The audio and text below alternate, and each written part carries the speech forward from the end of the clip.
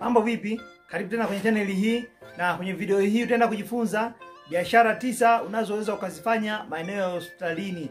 Tushazoea biashara zinafanyika maeneo yenye mikusanyiko mbalimbali kama maeneo ya sokoni, maeneo ya stendi, lakini wafanyabiashara wengi wanakuwa wanasahau maeneo ya hospitalini, maeneo ya vituo vya afya.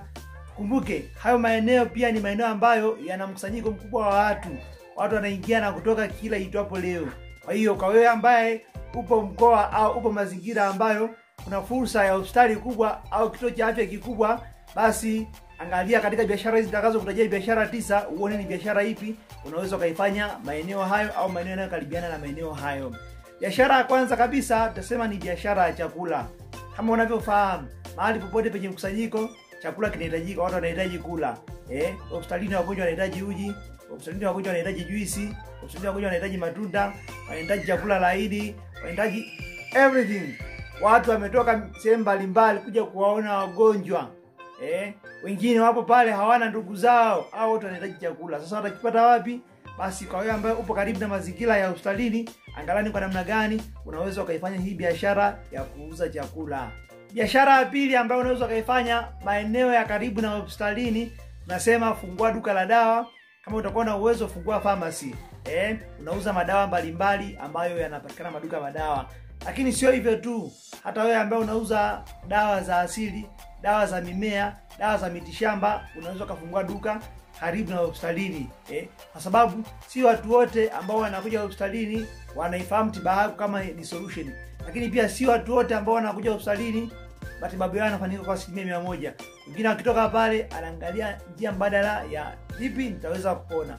Kwa hiyo in case unakuwa upo una interest na mambo ya afya, una mtaji, basi hakikisha unafungua duka la kuuza hizo bidhaa za asili au bidhaa za madawa kawaida maeneo ya jirani na hospitalini au barabara inayopita kwenda hospitalini. Uza pale dawa na utauza sana, kwa sababu si watu wote wana si muda wote pia hospitali na kwenda dawa ndani, unaomba katafute pharmacy, katafute duka la dawa. Sasa mtu kutoka Kazulule huko na kuzingatia mazingira hayo ni mgeni, basi ataangalia kutoka tu pale getini hospitalini, anaangalia duka la dawa ambalo lipo karibu ili aweze kuzicheki hizo dawa. Kwa hiyo hiyo ni fursa sana. Angalia hospitali, angalia hata kama watu wapo ambao wanauza, angalia weakness yao na wewe ingia pale pale. Kwa siku wote tunawini. Biashara namba 3 ambayo unaweza kaifanya maeneo yanayozunguka hospitalini, biashara ya usafiri. Biashara ya usafiri inahitajika sana sehemu kama hiyo. Usafiri iwe bodaboda, usafiri iwe bajaji, usafiri iwe taxi za kukodi, usafiri iwe hizi costa za special hire. Hayo ni magari ambayo kwa mazingira karibu na hospitalini ukianzisha hiyo biashara, basi inakuwa rahisi kukodiwa au rahisi kupata abiria, kwa sababu wale watu wanakuja pale, wengine wanataka kusafiri, wengine wanapata rufaa, lakini wengine ndio wanataka kusafirisha msiba, wamefiwa na mpendwa pale pale hospitalini. Kwa hiyo mtu kutoka kaanza kuzulua maeneo ya sokoni au maeneo mitaani, unajua kwamba hizi special zinapakia hapa, anatoka pale pale getini, anatoka special. Bwana, tumefiwa na ndugu yetu, msiba ndio tusafirishe labda kwa fulani, gharama zinakwaje, biashara inaisha. Biashara namba 4 ambayo unaweza kaifanya mazingira ya hospitalini, tunasema ni biashara ya nyumba za kulala wageni. Namaanisha guest house, namaanisha lodge, namaanisha hoteli. Watu wanakuja kwa uguza wapendwa wao, lakini unakuta hawana mahali pa kulala, mahali pa kuhifadhi vitu. Kwa hiyo ukiwa unatoa huduma ya guest au lodge, rahisi sana kupata wahitaji au kupata wageni ambao watakubali kulipa pesa. Biashara namba 5 ni biashara ya dry cleaning au biashara ya kufua. Tunafahamu mambo ya wagonjwa. Mgonjwa kwanza tegemea muda katika mazingira safi. Kuna zile nguo ambazo wamevaa, sio amebadilisha, sio amefanya nini. Zile nguo ni kazi ya wewe unayouguza. Sasa si watu wote wana kalma ya kufua nguo za wagonjwa, kufanya nini. Wewe toa hiyo huduma. Toa hiyo huduma ya kufua nguo, unamkabidhi pale mtu, nguo zimenyushwa safi, zimekauka safi, unapiga zako hela. Kwa hiyo hiyo huduma inahitajika sana mazingira karibu na hospitalini, mazingira karibu na vituo vya afya. Biashara namba 6 ni biashara ya nguo au mavazi. Hasa target ya watoto chini ya miaka 5. Kama mnavyofahamu, kwa asilimia zaidi ya 99 mahali ambapo wanazaliwa watoto ni hospitalini au kwenye vituo vya afya.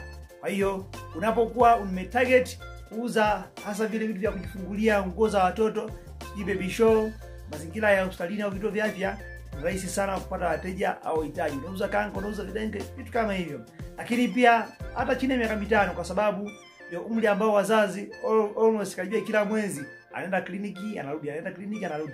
Kwa hiyo rahisi akikaona kanguo kama mtoto pale amekapenda, mtoto ana miaka 2 miaka 3, rahisi kukanunua kale kanguo kuliko mpaka atenge muda aende sokoni akaanza kuchagua nguo akiwa ameinama. Kwa hiyo ni biashara nzuri pia ambayo unaweza kuifanya ya kuuza nguo za watoto, mazingira karibu na vituo vya afya, mazingira karibu na hospitalini. Sometimes mtoto tu anapenda mama hii nguo, mama hii nzuri, hii nguo. Kanga mzazi anatoa hela, wewe unanunulika. Okay? Biashara namba 7 ambayo unaweza kufanya mazingira ya karibu na hospitalini, nasema ni biashara ya furnitures, hasa majeneza, lakini pia misalaba. Ndugu zangu, tunafahamu kabisa wapendwa wanazaliwa lakini wapo ambao wanakufa. Na wanaokufa wengi au wanaofariki wengi hali hiyo inakuta katika mazingira ya hospitalini. Kwa hiyo aidha amepeleka pale ameshafariki au walio wengi labda ameuguzwa mwisho siku ametutoka, basi pale ndugu wanafanya taratibu kwamba jamani, sanda tutapata wapi? Jeneza tutapata wapi? Kwa hiyo kama upo mazingira karibu, wale watu mara nyingi huwa wanaangalia jinsi gani atapunguza gharama. Sio mpaka achukue bodaboda au achukue sijui kenta akazunguke huko, wewe azunguke na jeneza na kwa kupoteza muda pia ni kupoteza gharama. Kwa hiyo anakuja pale kwa bwana mpaka jeneza. Bibi yetu bwana alikuwa na futi kadhaa. Jeneza lipo shingapi bei hapa? Shwa anatoa cash, shela imeisha. Kuuza pia misalaba, huduma ambayo ni huduma ambazo fulani zinahitajika kwenye jamii, kwa sababu mtu hawezi akafa afu useme wewe kwa fundi seremala waanze sio kupima ambao yale kama mambo ya zamani. Siku hizi mambo yabadilika. Mtu amefariki, unaangalia kipimo cha mwili wake, unene, urefu, basi mnakaa jeneza ambalo litamfiti, mnaliweka vizuri, safirisha mwili, baada kutoka mochwali pale, rudi amezikwa mazishi, biashara yako imeisha. Kwa hiyo ni biashara ambayo inahitajika sana.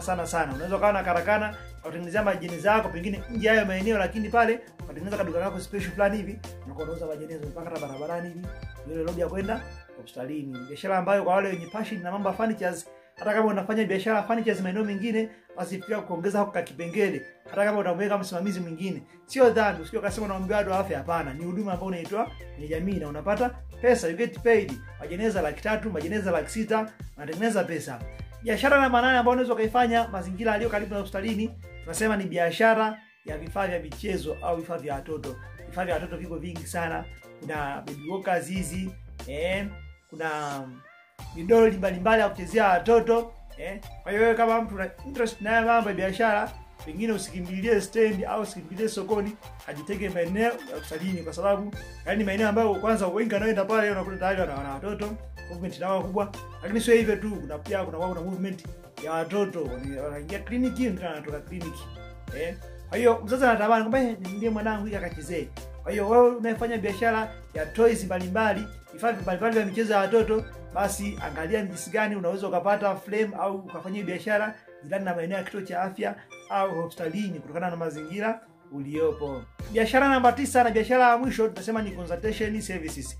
Tunasema consultation services huduma fulani hivi, tunasema ni huduma ya ushauri, huduma ya ushauri watu siku hizi wanailipia. Kwa hiyo wewe unaweza kufungua ofisi yako hayo maeneo ukawa unatoa huduma ya ushauri, labda wa kisaikolojia au labda magonjwa fulani, ushauri wa mambo ya lishe, ushauri wa mazoezi, labda mambo ya viungo hasa kwa wazee.